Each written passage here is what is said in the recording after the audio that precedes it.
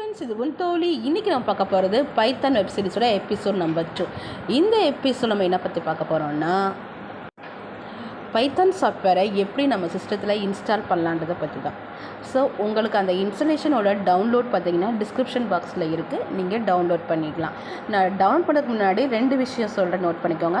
இது நம்ம என்ன பண்ணலாம்னா டெஸ்க்டாப் அப்ளிகேஷனாகவும் யூஸ் பண்ணிக்கலாம். இன்னொன்று, சப்போஸ் உங்கள்கிட்ட சிஸ்டம் இல்லை பட் பைத்தான் நீங்கள் லேர்ன் பண்ணணுன்னு நினச்சிங்கன்னா ஒன்றுமே கிடையாது.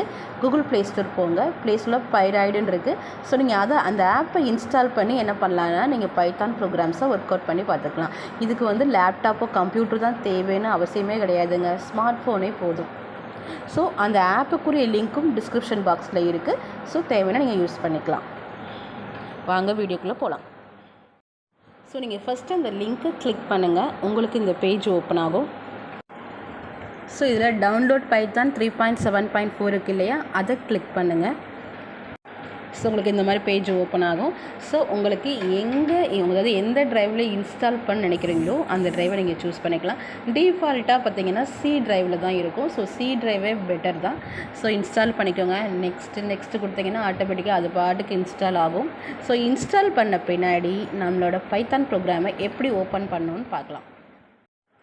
ஸோ நீங்கள் இன்ஸ்டால் பண்ணும்போது உங்களோட சிஸ்டம் கான்ஃபிகரேஷன் என்னென்னு செக் பண்ணிக்கோங்க. நீங்கள் மொபைல் ஆப் யூஸ் பண்ணுற மொபைல் ஆப்பில் இந்த பைராய்டு அந்த ஆப் யூஸ் பண்ணுறதா இருந்துச்சுன்னா இதெல்லாம் தேவை கிடையாது. இன்கேஸ் நீங்கள் சிஸ்டமில் இன்ஸ்டால் பண்ணி ஒர்க் பண்ணுறவங்களா இருந்தீங்கன்னா 64 பிட்டும் அவைலபிளாக இருக்குது, 32 பிட்டும் அவைலபிளாக இருக்குது. ஸோ நான் 32 பிட்டில் தான் ஒர்க் அவுட் பண்ணி பார்த்துட்ருக்கேன், நல்லா தான் இருக்குது. நீங்கள் 32லையும் யூஸ் பண்ணிக்கலாம், 64லையும் யூஸ் பண்ணிக்கலாம். ஸோ ஆல் ப்ரோக்ராம்ஸ் போங்க. ஆல் ப்ரோக்ராம்ஸில் நீங்கள் பைத்தான் 3.7 இன்ஸ்டால் பண்ணிங்க இல்லையா, அதை கிளிக் பண்ணுங்கள்.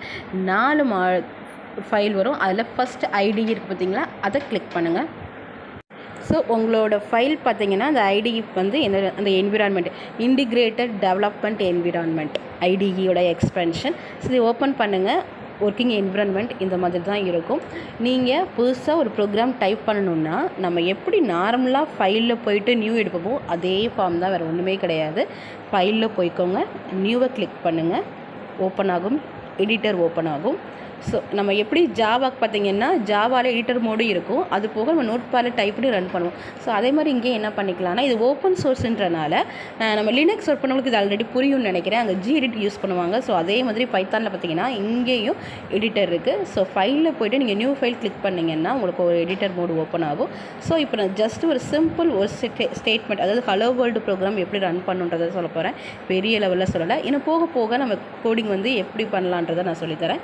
So print hello world. So click பண்ணுங்கள். ரன்ன்ற ஆப்ஷன் இருக்கும், அந்த ஆப்ஷனில் ரன் மாடியூல் இருக்கும், கிளிக் பண்ணுங்கள். ஸோ இப்போது உங்களோட ஃபைலில், அதாவது உங்களோட ப்ரோக்ராமில் எந்த எரரும் இல்லாமல் இருந்துச்சுன்னா அது ப்ராப்பராக ரன் ஆகும். ஸோ நீங்கள் ஃபைல் சேவ் பண்ணும்போது பார்த்தீங்கன்னா நீங்கள் நார்மலாகவே .pyன்னு நம்ம எப்படி ஒரு சி ப்ரோக்ராமை வந்து .c .cpp .java இந்த மாதிரிலாம் சேவ் பண்ணுறோம் இல்லையா. ஸோ அதே மாதிரி இங்கே டிஃபால்ட்டாகவே நீங்கள் ஃபைல் நேம்டு கொடுத்தா போதும். நீங்கள் சேவ் பண்ணி பார்த்தீங்கன்னா இந்த பைத்தான் ஃபைலோட எக்ஸ்டென்ஷன் பார்த்தீங்கன்னா py. அதே மாதிரி ஜாவா ஃபைல் நீங்கள் சேவ் பண்ணும்போது பார்த்திங்கன்னா ஜாவா பின் அந்த இதில் தான் போய் சேவ் ஆகும். அதே மாதிரி தான் டிஃபால்ட் லொக்கேஷனில் இதுவே போய் சேவ் ஆகிரும். நீங்கள் எதுவும் பண்ணணும்னு அவசியமே கிடையாது. ஸோ நீங்கள் ரன் பண்ணிங்கன்னா ப்ராப்பராக ரன் ஆகும். கண்டிப்பாக இன்றைக்கி இந்த வீடியோ பிடிச்சிருக்குன்னு நினைக்கிறேன்.